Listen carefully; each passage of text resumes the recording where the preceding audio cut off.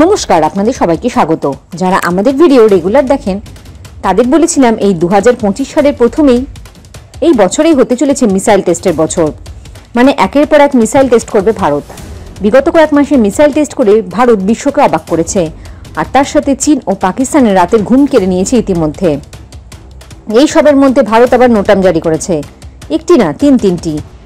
একটি নোটাম জারি করা হয়েছে আগামী 4 এপ্রিল থেকে 10 এপ্রিল পর্যন্ত, যার রেঞ্জ 665 কিলোমিটার।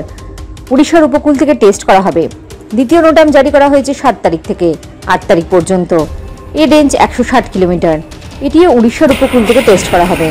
আর তৃতীয় নোটাম জারি করা হয়েছে 4 তারিখ থেকে 10 তারিখ পর্যন্ত, এর রেঞ্জ 465 কিলোমিটার। তবে এটি আন্দামান নিকোবর দ্বীপপুঞ্জ থেকে টেস্ট করা হবে। তবে কী ধরনের মিসাইল টেস্ট করা হবে সেটা জানা যায়নি। যাই হোক, ভারত সমুদ্রে চীনকে শেষ করার জন্য তৈরি হচ্ছে।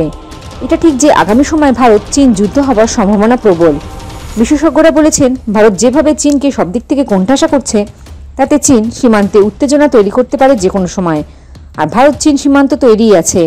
তবে ভারত আরও বড় প্ল্যান করতে হলে চীনকে সমুদ্রে শেষ করা, কারণ যুদ্ধ হলে ভারত চীনকে সমুদ্রে টেনে আনবেই, আর সেটা চীন ভালো মতন বুঝে গেছে। সেই কারণে ভারতের সমুদ্র সীমানার আশেপাশে চীন প্রভাব বাড়ানোর চেষ্টা করছে। মাঝে মধ্যে গোয়েন্দা জাহাজ পাঠাচ্ছে, সেটা তো জানেন আপনারা সবাই।